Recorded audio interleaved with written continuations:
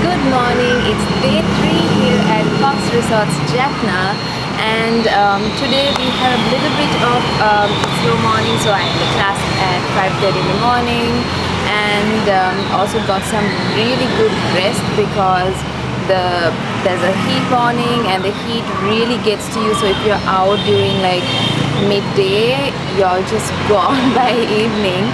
So we got some good rest and we are here for breakfast at Fox Resorts, and I must mention that if you are staying here, the poppers is an absolute must have because it's so yummy. I'm saying this because we stayed here before and I can 100% vouch for the fact that the hoppers are amazing, and they do plain hoppers, egg hoppers, and also something called Ferry, which is milk hoppers, but it's so tasty. So I'm like watering in my mouth while we talk about it as well. So we'll definitely go there and show you guys what we're having for breakfast.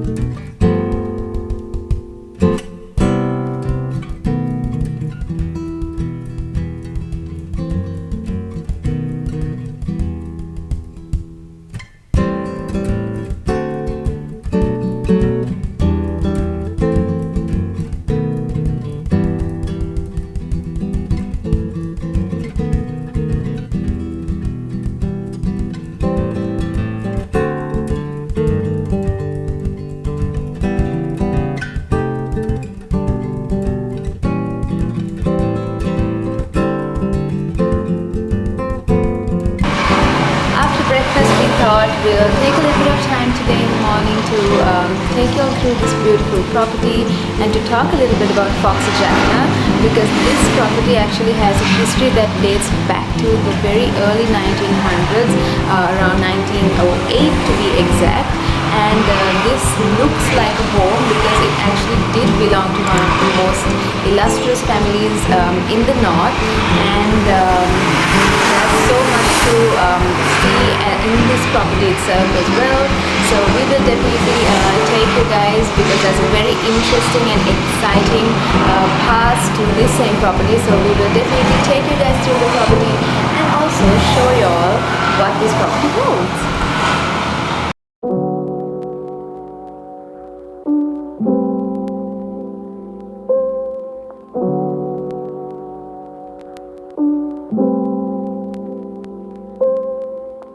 So as soon as you enter into the main house, you can see that it's built in that very that Balau style that we see in the olden day houses, and then it comes into this beautiful Nainativu area. This is what this would have been at the back here. You can see like a nice little fountain now. It could have been another Nainativu, and then also you see so many rooms right around this Nainativu. So these are all from the original structure of the original house, and then now there is the addition of the new wing, which brings the total number of rooms in this property to 28.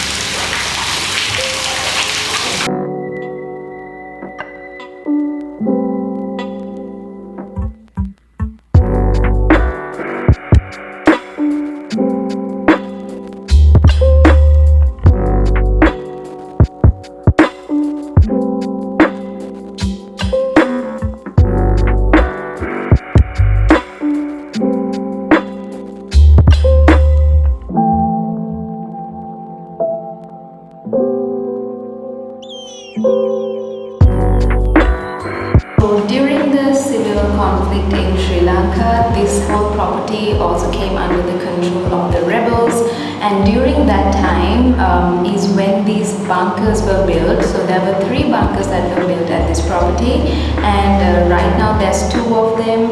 As you can see, they have turned all these really horrific stories of the past of the civil conflict into a beautiful art gallery now. So one of the bunkers is a beautiful art gallery, and the other one is the vault, where it's also a little museum where you can see a lot of things unique to the Jaffna Peninsula and the culture of the people in Jaffna. The third bunker, however, was somewhat of an exit route that went over to the next property. So that one was sealed shut by the owners once they got the property back. So what has happened is that the bunker was under the rebels, and then rebels are used as an intelligence headquarters because it's very close to the center of Jaffna.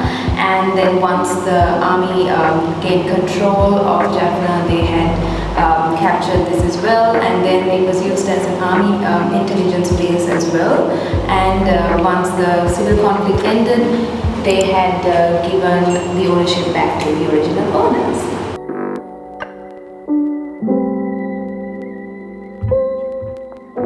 The Bunker, an art gallery by Fox Resorts, contains the country's largest repository of artworks by the renowned 43 Group of Sri Lanka, as well as pieces by other prominent 20th century Sri Lankan masters.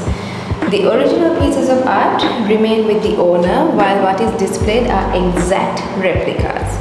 Collected over several decades, the original private collection includes valuable works of art by a vast range of local and international artists, such as George Kite, Ivan Peiris, George Clason, Aubrey Collette, Jeffrey Billing, Richard Gabriel, and many more.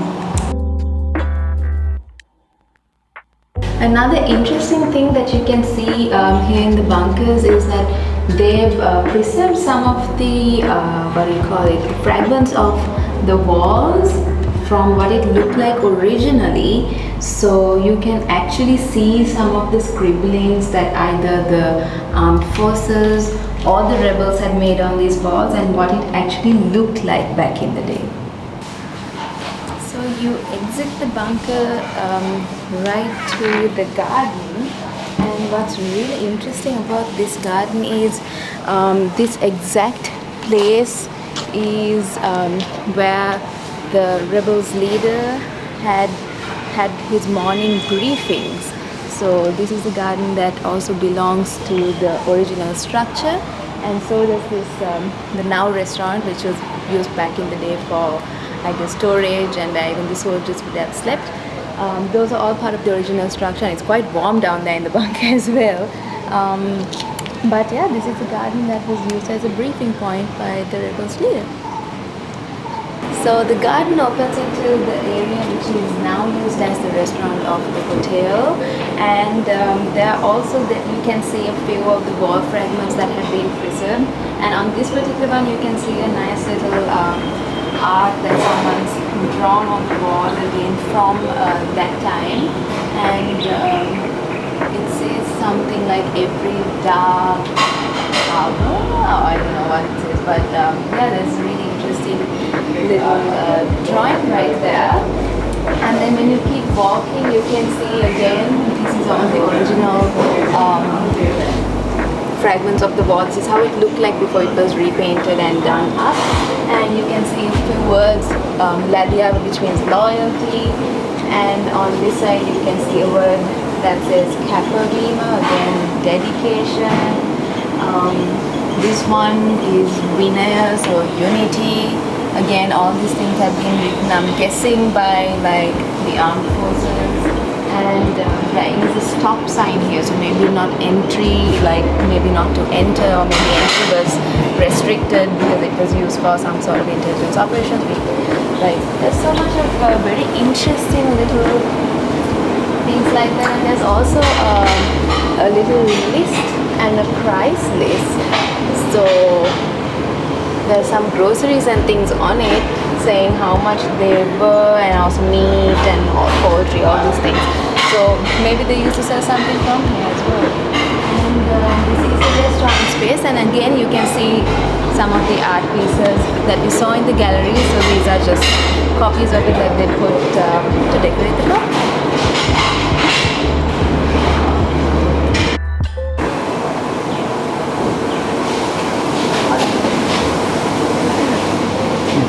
The second bunker was restored and made into a little museum. So there's everything to do with the history of Jaffna, and also architectural marvels, and all these temples, relics, and everything, all the information that you can find about Jaffna and its significance is all in here. So this is a really interesting as well as informative bunker that they have converted into a little museum. And this bunker, as you walk down, splits into two areas. So one is this room that we are in, and then the other arm goes towards the exit of the bunker. So it's quite a big bunker as well, and topics range from architectural marvels, like I said, of the temples and churches dating from the 5th century BC to the Dutch era, the many forms of Buddhist relics in the peninsula, historical sites and myths associated with them, the traditional jewelers and the jewelry worn by men and women of Jaffna during the course of history. And this vault is also home to numerous historic artifacts from the peninsula, each telling the story of what came before. Though several properties in Jaffna feature bunkers dating back to the Civil War, many were destroyed. Fox Resorts decided to keep 2 on their property as a reminder of the glory that is Sri Lanka and the historical treasures of Jaffna.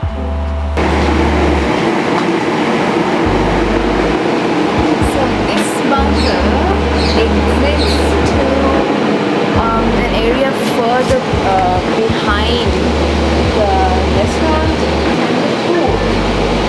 Yeah, so I guess that's the second bunker, and the third one, which was there, is sealed shut by the owners because it connected to the next door property, and so it was sealed shut. And yeah, so that's basically a little bit about the rich history that Fox Jaffna holds. There's so much more to it than meets the eye, so if you do stay here, make sure that you take the tours and you get someone from the hotel to come and explain everything to you, because it's some really interesting things that you can see. We hope you guys enjoyed that very insightful property tour. And yeah, after that we had to go back to our room, kind of get some work done, plan out some content, and we are now here for lunch, and there's going to be a very exciting Jaffna style lunch that they're preparing for us. So I'm super excited for it as well, because as you know, the Jaffna food is just so good. And after lunch we are heading out to another very interesting place. We're just waiting till it's kind of past midday, until the sun kind of eases out a little bit, because the past 2 days we had like the real the brunt of it as well. So today we're gonna take things a little bit easy, because tomorrow again we have a super early start and a long day in the sun. So yeah, let's go into the restaurant and see what we have for lunch.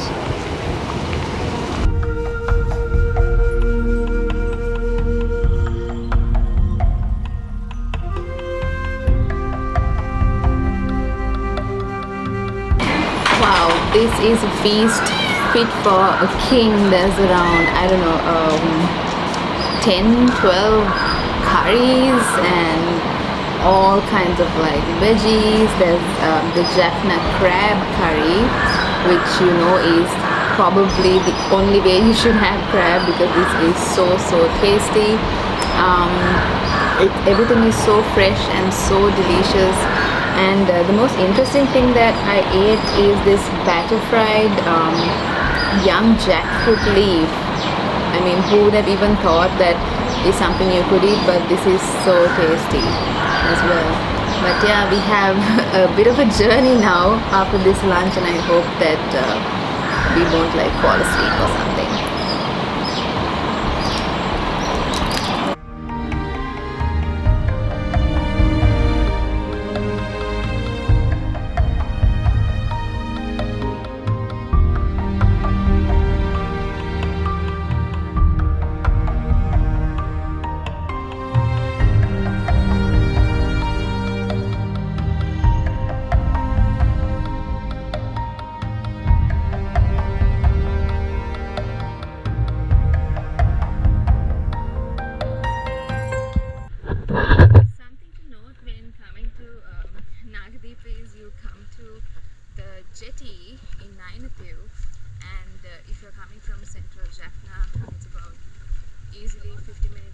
shower, and then you park and you have to walk. If you're getting dropped, it's not a problem. If you're parking, you have to park and also walk for about 20 minutes along the jetty to where the boats are, and then it's a 20-minute journey on the ferry to the Nainativu island. So all in all, I would say 1.5 hours for everything. So just my visit.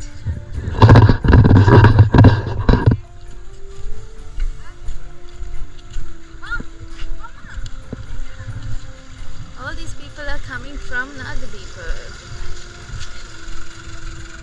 As you can see, there's a hotel as well, so there's a lot of Hindu visitors, Buddhist visitors.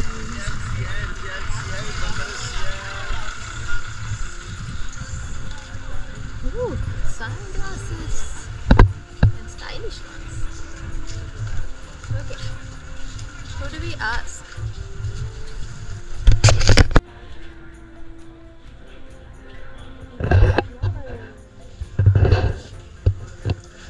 Quite a few people as well. So we took some of our details down, mainly Gamith, and yeah, we are here because the naval officer said that we have to buy the tickets from the boat because it's $3.25 to $30.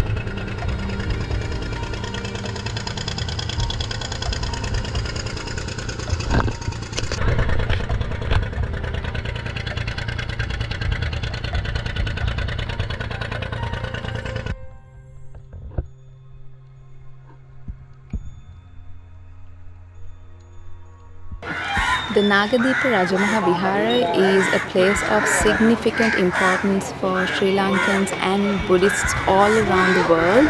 This is because it is said that Lord Buddha visited Nainativu on his second visit to Sri Lanka just 5 years after gaining enlightenment, and this visit was because he wanted to mediate and resolve a dispute between the two Naga kings at the time, Chulodara and Mahodara. It is said that the two Naga kings at the time had a dispute over the gem-studded throne, the possession of the gem-studded throne, and when Lord Buddha came to know of this dispute, it is said that he appeared in the sky using his miraculous powers, and to this the two kings had been astonished and had immediately converted as pious devotees of the religion. However, the Nainativu Rajamaha Vihara has had a very tumultuous past because of its location. It's about 20 minutes off of the main Jaffna mainland on Ferry, and even during the time of the Portuguese invasion of Ceylon or Sri Lanka at the time, they had destroyed all the Hindu kovils as well as the Buddhist temples, and Nainativu Rajamahavihara at the time was also destroyed by the Portuguese.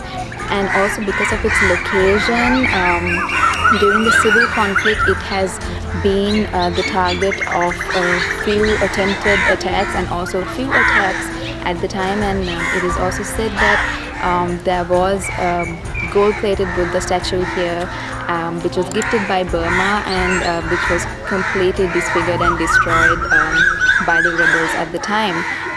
However, it is said that also because of the sensitivity of that information, it was not given out to the public at the time, fearing major riots and all sorts of violence breaking out in the country.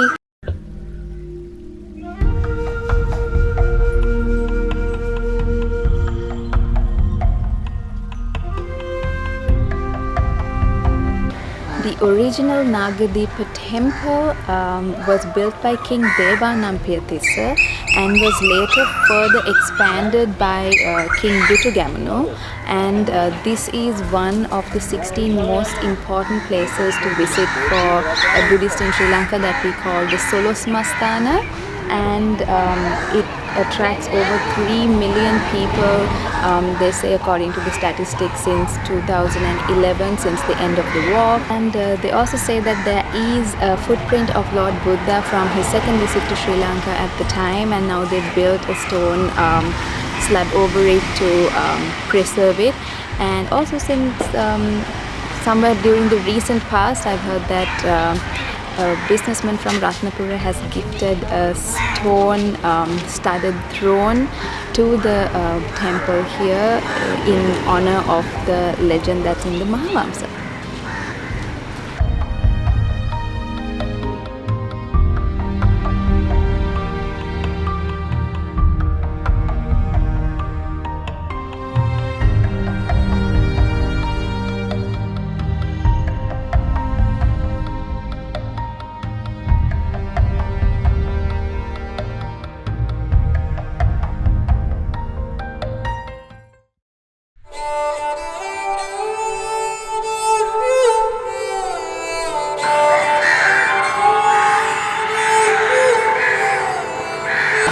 We walked over from the Nainativu Rajamahavihara. It's about 1.5 kilometers, and then you find the Nagapushani Amman Kovil, which is a kovil right behind me here, which is also a very popular kovil among the Hindu devotees.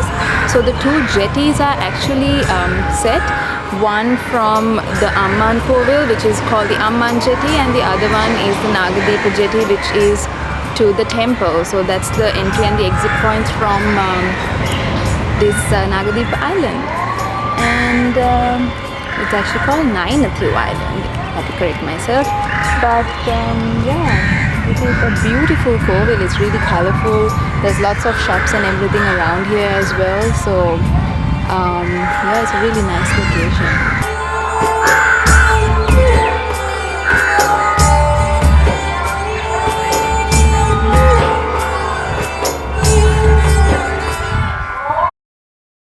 That brings our time here at Nainativu in Nainativu to an end. It is actually really less crowded today. I'm guessing after the holidays and everything, it must have just calmed down a little bit, but it was really nice and peaceful to also be here. Just a few, maybe a couple of things I just wanted to mention about the Nainativu Vihara. So there was a Thero back in the day by the name of Kittidhammathissa Thero, and he apparently was the one who held the fort down during the civil conflict, and he apparently gave shelter and protection to the Muslims, the Hindus and everyone in the area to protect them from any harm being done to them. So he's regarded as one of the greatest Theros that lived here. Also during Kittidhammathissa Thero's time here, there had been a lot of younger monks who were given self-defense training by the Navy, which I thought was really interesting to know, because during the civil conflict, well, as most of you all know, monks are people who don't engage in any such activities, but because of the civil conflict, to protect themselves, they have been given civil defense training by the Navy when they were here. Yeah, lots of things to talk about.